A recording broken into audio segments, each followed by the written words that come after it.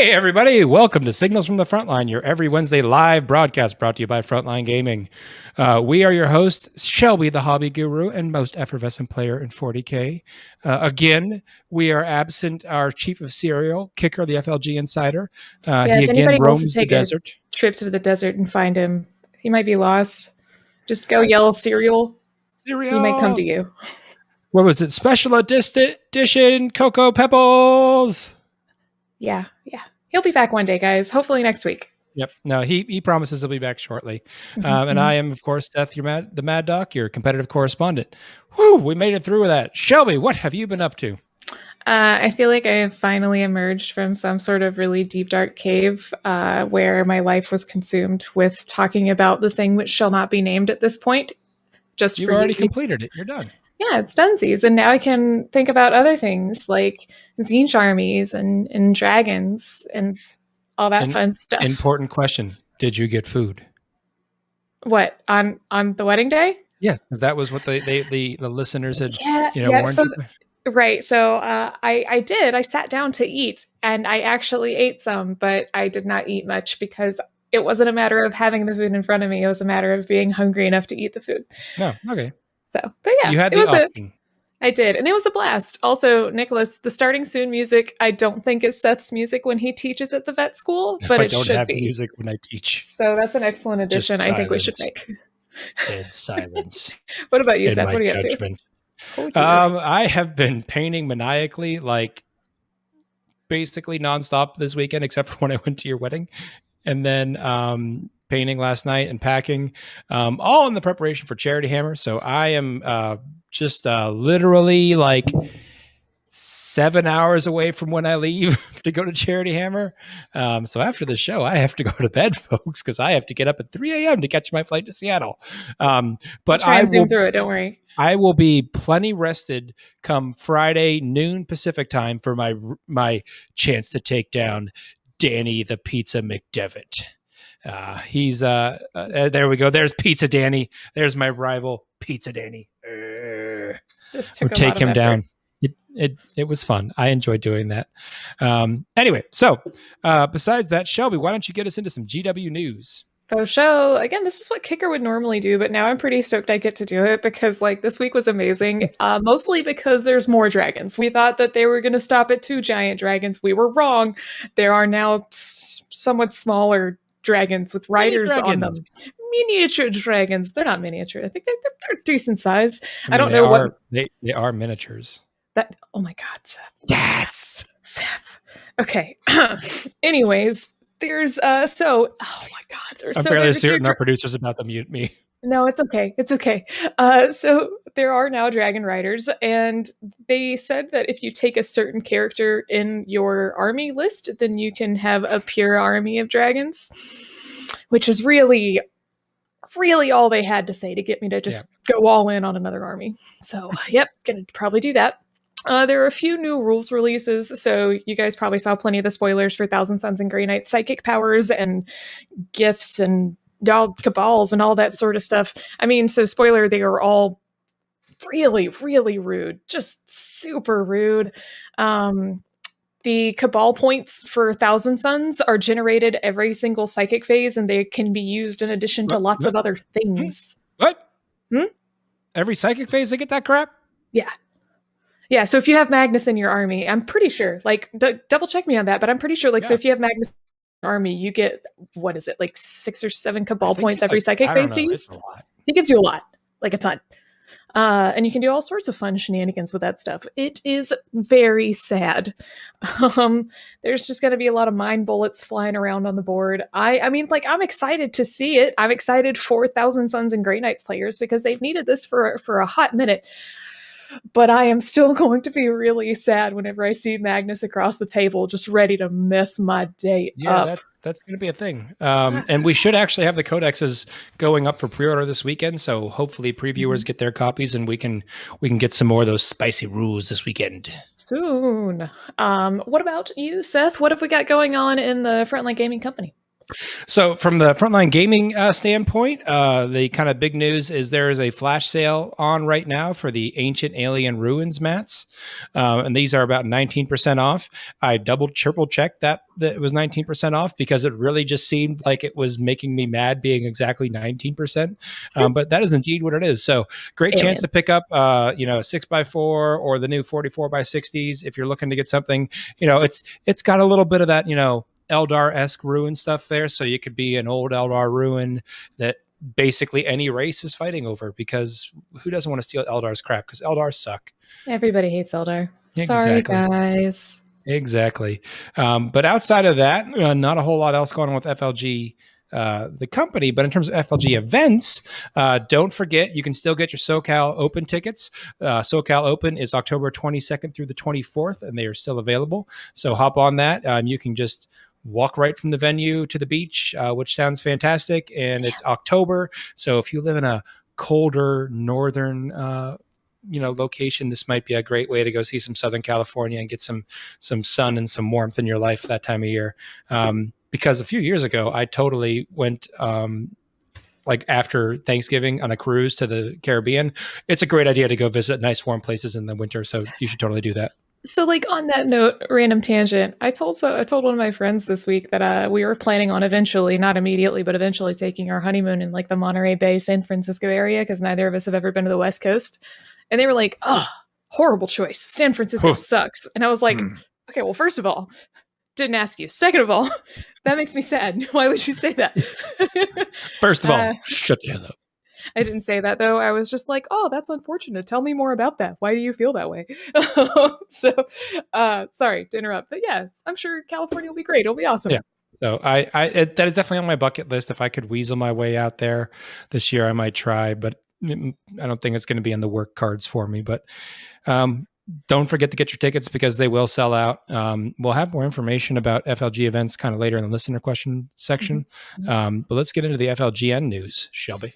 You got it. So there's actually quite a lot for me to talk about here, which normally there's not. Normally it's the same old, but there's actually a couple of really cool things for me to tell you guys. So if you haven't already checked out the network news, there's a new show for you guys to enjoy. It's called The Chief Librarian.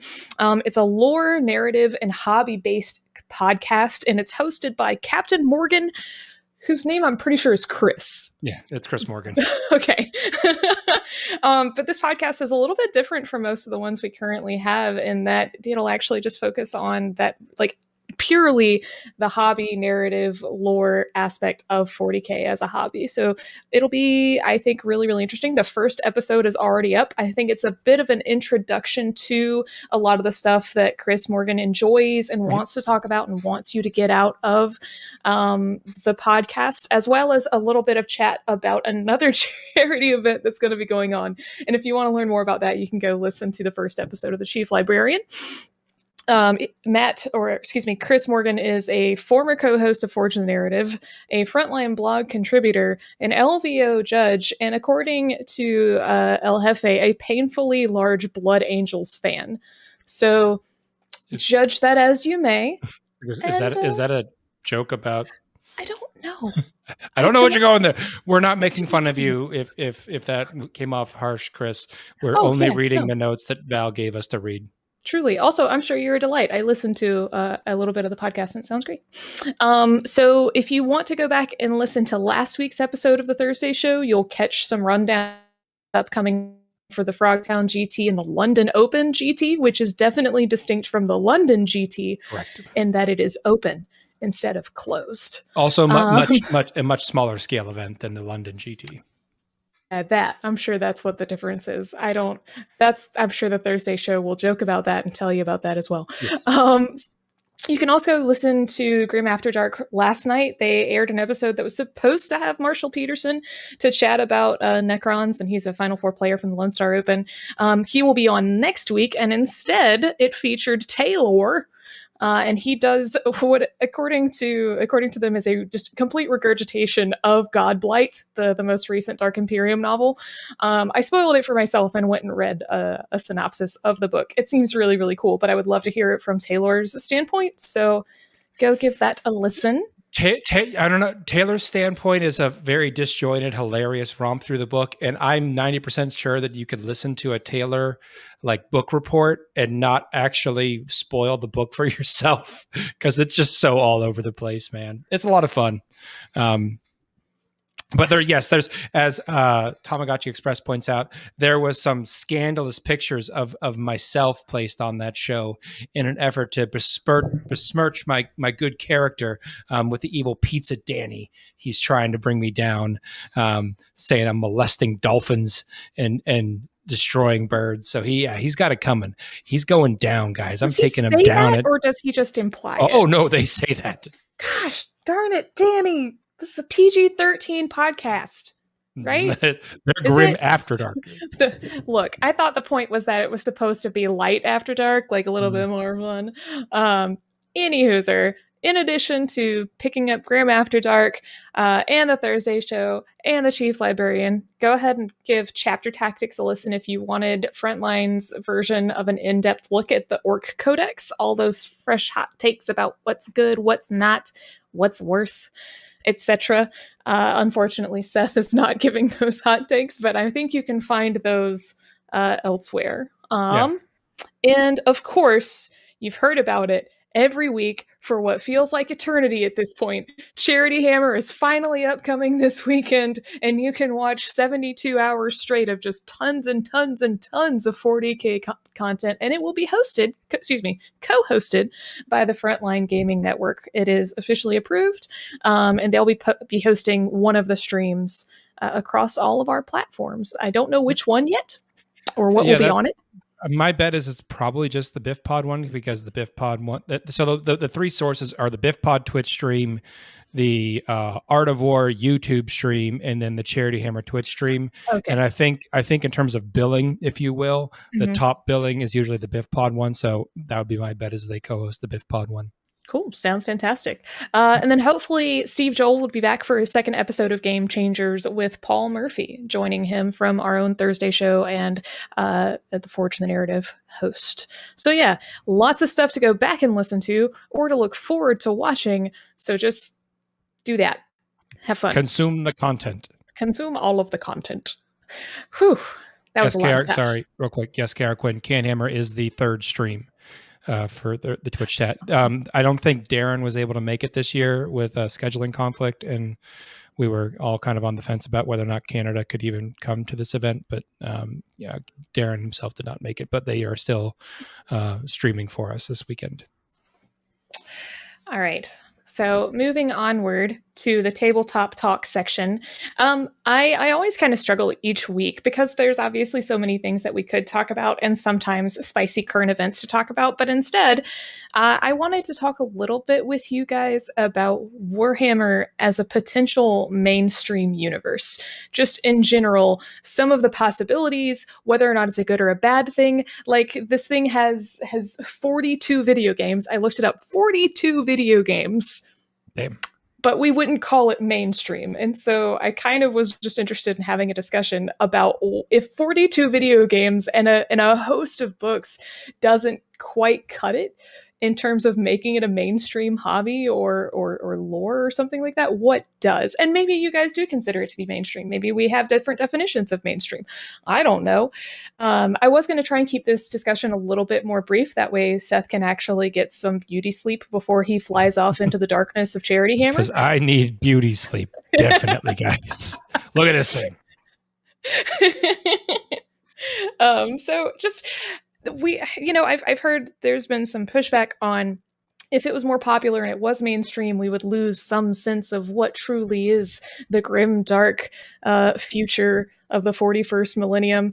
My definition of mainstream in this case is whether or not your average person just walking up to them on the street has heard of 40K or like fantasy or Age of Sigmar or something along those lines. Seth, do you think that's fair? Yeah, I think that's like I, as an analog, I would say, go back 10 years and say Game of Thrones.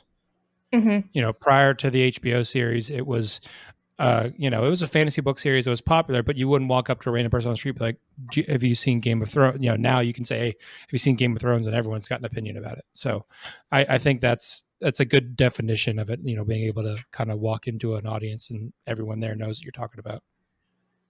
Yeah, for sure. Disflex says talking to the average person on the street sounds like a terrible idea.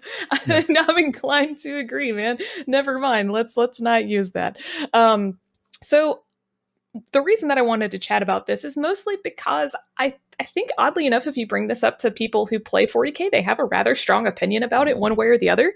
Either it could be more mainstream, and that's great. It'll draw in more players and it'll make the hobby more accessible. It'll help the company grow. Or that is, in fact, the opposite of what some players and hobbyists want. They want the lore to stay grim and dark and kind of dense and unaccessible. Inaccessible? I'm not sure which one. But the concern there being that if the hobby were more mainstream, if there were a movie or something that came out and people actually ate that up, suddenly Games Workshop would be like, oh, we're onto something here. Let's go ahead and back this up, make the lore a little bit more simple, streamline it, make it easier to dive into and understand. And I guess that in and of itself is what, in my opinion, would determine whether you as an individual think that is a good or a bad thing. Because either you think broadening the hobby and making lore more accessible is a good thing, or you like it the way it is and you don't want it to change. And that's okay too. So the biggest parallel that I can think of in recent years, other than Game of Thrones, is Dungeons and Dragons' absolutely explosive growth over the past couple of years. And I've seen a lot of, again, kind of dynamic opinions about whether or not that has brought better quality to Dungeons and Dragons as a tabletop RPG. That might be too different of a comparison, I'm not sure, but that's kind of what I'm imagining is that sort of transformation. Yeah. Seth, what are your initial thoughts on that? KR Quinn stole my good ideas. Oh, let's read off his comments. Yeah, so no, because I was sitting here thinking when you were talking about it, about the lore being too dense or too unapproachable, and I was thinking they're doing that like young adult series of books now, and obviously they're going to try to make those not super dark, and I was thinking like, well, what else has kind of got some dark past, some really like obscene amount of material that almost is unapproachable. It's so large. And I thought comics, and then of course the Mouse House has taken Marvel to places that 20 years ago no one would have guessed. So I think that's a good comparison. Like the Marvel comics, like there are plenty of people that just know the Marvel comics from the movies, and they don't dive any deeper in the lore, and that's all they dig. But there was a lot of folks that when the movie started coming out, they got into certain characters and they went back and started getting into the comic books. And now you've got card games and board games and figure games all based off of these properties, because before they were very niche, but once more people got into them, they wanted to get into that gaming component. So I'm not I think there's an opportunity here. There's a bunch of rumor mill stuff running around about an Eisenhorn series being made. It's still being cast. That could draw a lot of folks in. And if you look back, just 10 years, when the Space Marine video game dropped, there was a lot of folks that got into the game because they played that game and they enjoyed it. And then like the thing right behind me, Dawn of War, when those games first dropped on the computer, like the strategy games, a lot of folks, that was their first exposure. And then they got into the actual tabletop games. So it's not a 1-for-1 conversion rate of people finding these sources of media and then jumping into the, reading all 3 billion Black Library Horus Heresy novels and buying 27 armies. But you're going to get some people that get drawn in through those means. And I think the more of us that we have, the better, because that means the more people in the community, the more attention we can get from GW. The more GW grows, the more stuff we end up getting. Whether you like the stuff or don't like the stuff, that's up to you. But I always like more stuff. For sure. And I think the only two additions that I would have to that before we move on is one, I would point out, like, so for example, KR Quinn talks about Tolkien not really being mainstream until the movies, Marvel not really being mainstream until some sort of series, right? And I just, so if you guys haven't heard of Marvel Crisis Protocol, for example, or Star Wars Legion, right? Those are miniatures games where you have to do the same thing, build, paint, etc., move around on a board, that exist within the space of these absolutely massive conglomerates now of just information and lore and stuff, and they're still really fun and very streamlined. Those games are a delight. And so my hope is that if that were the case, if there were parts of 40K or fantasy that became more accessible, like in movies or TV shows or some young adult books, for example, that there would still be this kind of corner of the 40K universe where we play, 40K the miniatures version of the game, and Games Workshop recognizes that that's on a good path and it's okay where it's going. I also wonder if that this entire conversation is just a moot point because it won't really happen that something like this could get mainstream. I don't actually know. Curious to your thoughts or chat's thoughts on whether or not this is even a worthy conversation. Yeah, I mean, we're not James Workshop. We don't control the company. I would assume the company wants to keep growing its product, and sure, that's the easiest path to grow the product. But I don't know if it'll happen. I would love it to happen, but on the same hand, if it doesn't, I've been in this game for, God, almost 20 years. Oh my gosh, seriously? It's been a while. It's been a long time, folks. It's been a long time. Okay, fair enough. Well, thank you guys. Before we head off, so I think growth in the hobby is good, but it does come with some chain management challenges that Games Workshop have historically fumbled. The last couple of weeks is a testament to that, and that's where the concern's like, yeah. So would Games Workshop be capable of keeping up with a larger change like that? It's more. I think the internet just ate Shelby. Well, I guess I'll move on to the. Whoa, she gone entirely. Well, folks, you might be in for a bit of a ride now. I'll just hop into the competitive news. Kind of the big news that's kind of come up recently is GW did kind of drop a surprise Admech FAQ last Friday. Praise the Emperor, Chaos Gods, Eldar Thingy, Greater Good, Gorkamork, whatever deity you praise. Big changes that came out of that. They reduced the enriched round strat to 5 hitting on 5s causing wounds rather than 4s, and increased the CP cost of that. So it's a little less. Oh, look, there she is. Hello, Shabbat. Welcome back. Hello.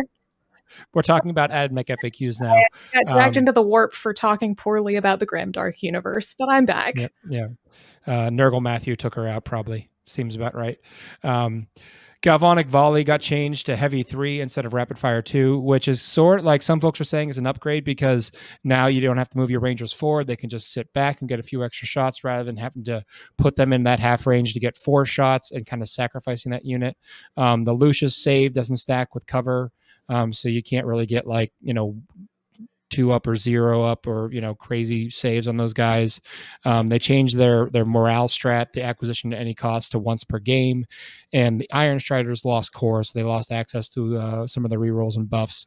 So the question is are these changes enough? The general consensus is probably they're going to need some points adjustments on top of that to make things a little bit more even, but it's a bit too early to tell if this is enough to tone down the Admech. And speaking of tone down the Admech, this was a slower week for events. There's only 3 GT level events this week, which was the London Open, the Naughty GT, and the Showdown at Frogtown. The London GT was won by Custodes. The Naughty GT was won by Sisters, and the Showdown at Frogtown was run by Brad Chester running Drukhari. Interesting. So you would say, oh, well, the meta has fixed itself. There are no Admech winners. Not quite. Of the top 5s across all 3 of those events, 7 of the 15 were Admech players. So that's a big chunk of those high-end players, Admech. And as a win rate, they were still 77%. Now, none of these events were running the FAQ, so this is I think this is a good benchmark of this is how high Admech got before the nerfs. Now, hopefully in the next week or 2, we start to see kind of what the nerfs look like. Are we going to start to see the win rate come down? I don't think it's going to come down to probably like the mid 50s where we'd like it to be, but if we can lock them down to the low 60s, that'd be nice. So, I don't know. What do you think about that? How do you think the meta is gonna keep propping up Admech, or is this enough to bring them down, Shelby? I mean, I was going to ask you personally whether you thought the FAQ, because I'm really bad at reading FAQs, mostly because I'm bad at this game and don't know much about other armies outside of my own. So when the Drukhari FAQ came out and the Admech FAQ came out, I just sort of assumed, like, I'm sure this will do the trick. But I don't know where this Admech FAQ stands compared to, for example, the Drukhari FAQ. Like, do you think that it was more of a hammer or less of a hammer? I think it was less because Captain Athanos points it out. Oh yeah, there weren't any The points Drukhari one increases. also came with points increases. Yeah. So that's why I think like this is like halfway there with just the rules nerfs. You know, if they do this and they up the points on them so that they're getting less assets in an Admech army, you know, I think they'll still be strong. And that's the thing. You don't want to hammer them into the ground so they don't even work, because then the Admech players are going to be sad.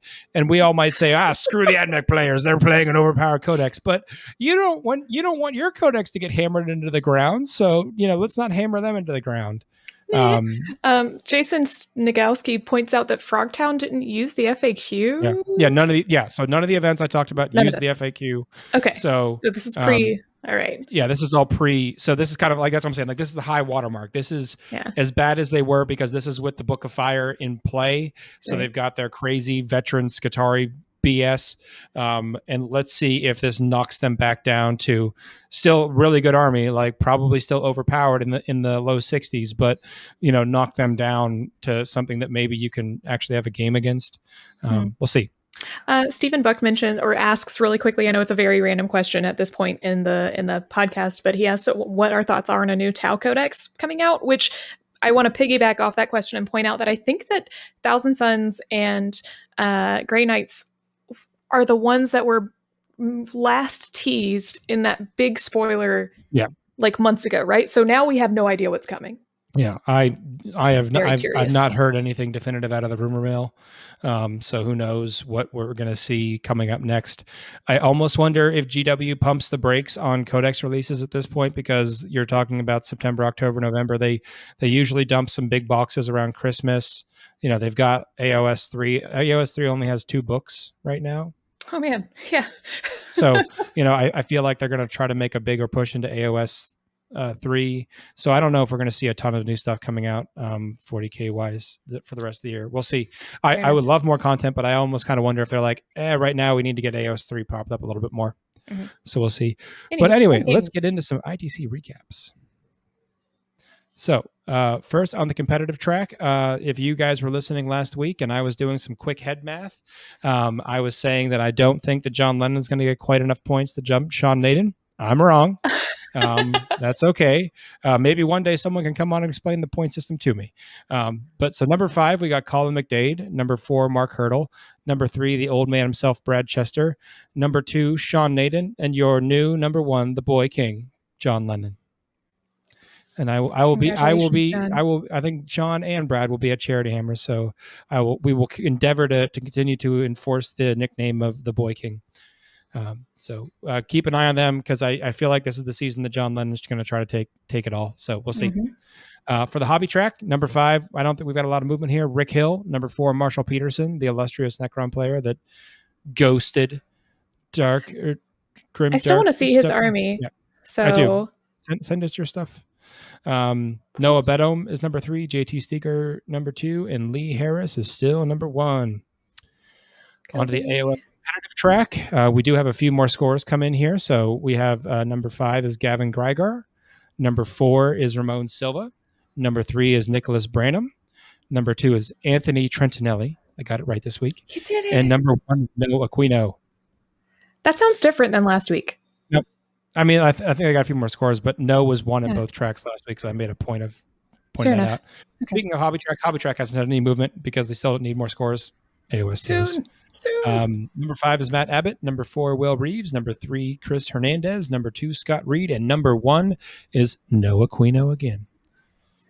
All right, just crushing it. He is. I like those players that are kind of the top of both charts.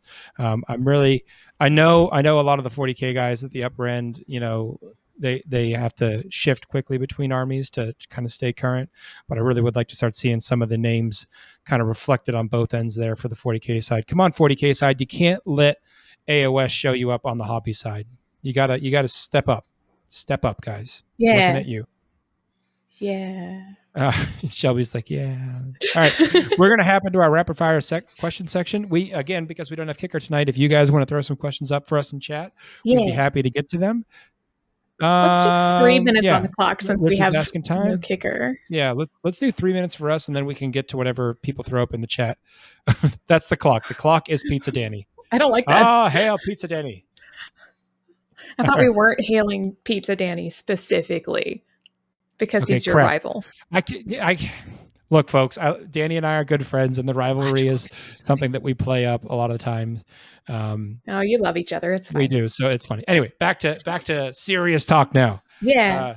Shelby. Mm-hmm. Andrew from Virginia Beach says, how many horrors does Shelby plan to paint for her AOS Zeech army? Oh, man. Okay. So approximately what? I don't know what a good number is. 350? That sounds about right. Right, guys? 350. Just kidding. Nope. Solid answer. Realistically, probably like 30.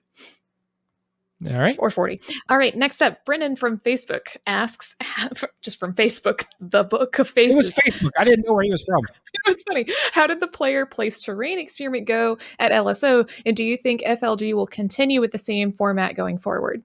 It was positively received by all the comments I got from the FLG staff, and they did say that they plan to do a little tweaking to the system, but using that system going forward is probably going to be what you're going to see at FLG events. So get ready to see that at more FLG events. Get a chance to practice it if you can. I'm going to try to practice it myself, so just get ready for that. Shelby. Mm-hmm. Terry Nguyen's asks, what hotel venue do you recommend for SoCal Open? All right.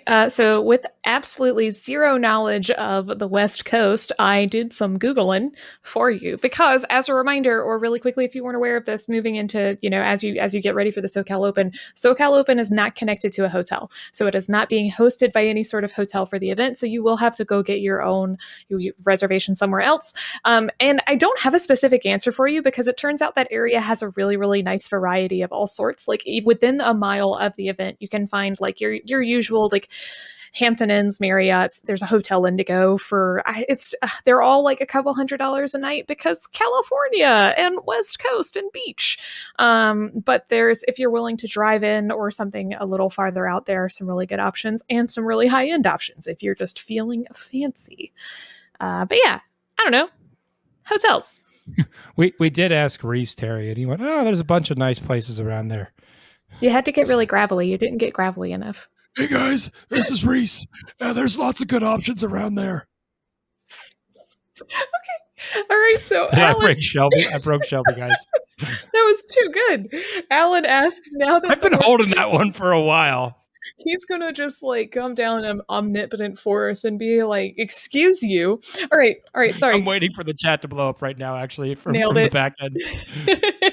Alan asks, now that the Orc Codex has been released, we are seeing some GTs allowed and others waiting until the full release.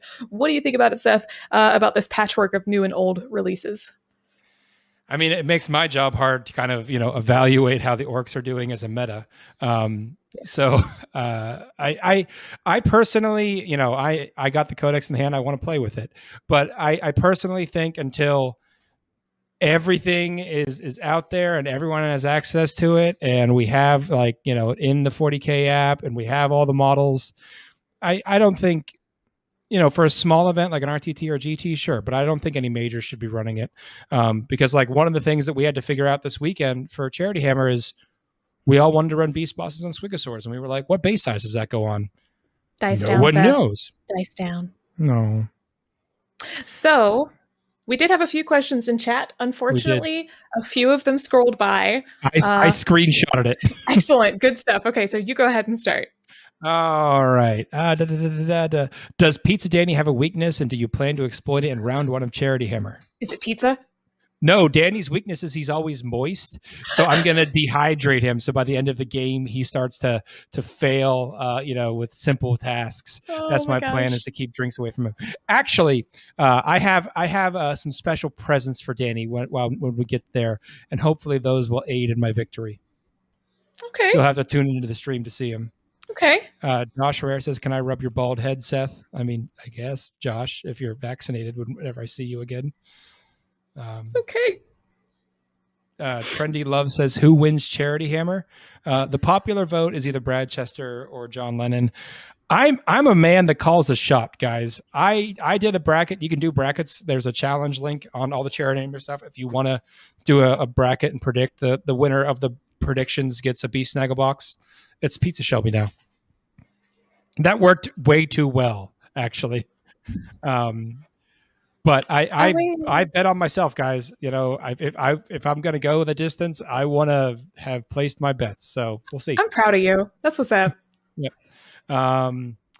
Wolf Priest Carl says, when will Reece release his stranglehold on Tau? Again, I think you're confusing the mild-mannered business owner Reece with the evil cabal that is Reecio and his team of anti-Tau insiders. And I don't know that they're ever going to release their grip on after what Tau did to us back in 7th edition.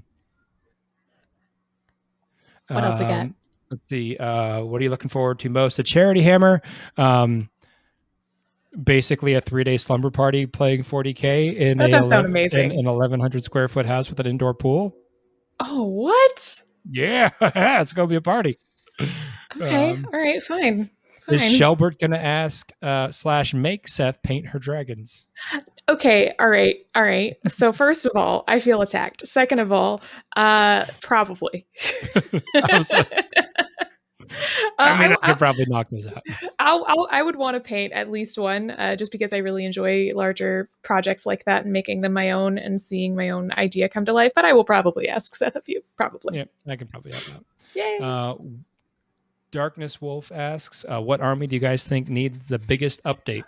Oh, that's a good question. Our producer says Tau, just so you know what his vote is. I think what needs the biggest update that just doesn't work right now is probably Guard. They're basically like mana cores right now.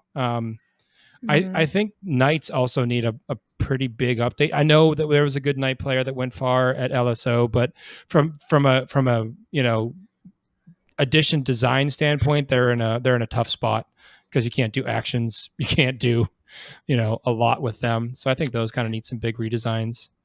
I think my vote would be Tyranids, not necessarily because their rule set doesn't work, but because I think they're not doing what they're supposed to do flavor-wise. Like, they're just not. I don't see much of the hive-mindy synapse goodness that there should be. And I don't know. It probably could use a facelift. Yep. Anyways. All right. And then the last one. Oh, no, I got two more on the screenshot page. Cool. Anyone from FLG going to represent at the GW Orlando tournament? I am not. I'm going to go to the New Orleans one. None of us are. The three hosts here are all going to the New Orleans one. But I'm sure there's some other ones who probably I'm sure are. There's some other folks trying to hit that one up.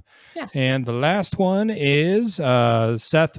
People all over the place with where they think the Orc Codex falls in the rankings. Where would you place it for competitive play? I'd say the Orcs right now, they're probably at like a sister level. They're good, but they are going to take a bit to solve to find out what the list is. Just like it took a few months for sisters. There's a lot of depth to the Codex, which really allows us to kind of, as Orcs, kind of shift with the meta. So I think that'll be cool. Sick. That's it. And then I think by the time I click back to the chat, a bunch of questions scrolled past and I didn't catch them. There were a few, but we have gone through quite a few. We have. Perhaps we should put a bow on this. I think we have reached the end of this, so that I can try to squeeze in a couple hours of sleep before I get on the road. So don't forget to get your SoCal tickets. Those are still available. They're going to sell out, and then you're going to come October and be sad that you don't have them.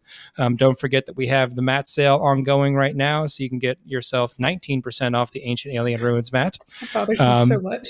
It does. Like I'm going to have to call Reece back and be like, hey, fix the pricing. Anyway, what FLGN plugs do we have, Shelby? So make sure to go back and watch Grim After Dark. Go back and listen to the Chief Librarian. Looking forward to the Thursday show, and the return of Game Changers and potentially Stat Center ? There's going to be a perpetual question mark and fingers crossed on that one, but perhaps it'll happen. We are hopeful to see it towards the end of this month. Fingers crossed. Indeed. Fingers crossed, guys. Do All it. right. Well, any final thoughts for the night, Shelby? Nope. Just a blank slate. Nope, nothing. Thanks for the conversation, guys. Yeah, it was good. I really enjoyed the chat with the chat tonight. For sure. Thanks for joining us, folks. We really appreciate you being here. We really hope you enjoyed whatever episode number we're on, because there's a bajillion of these things. Yeah. Have a great week, and we will see you next Wednesday. Good luck, Seth. Crush your enemies. Wah!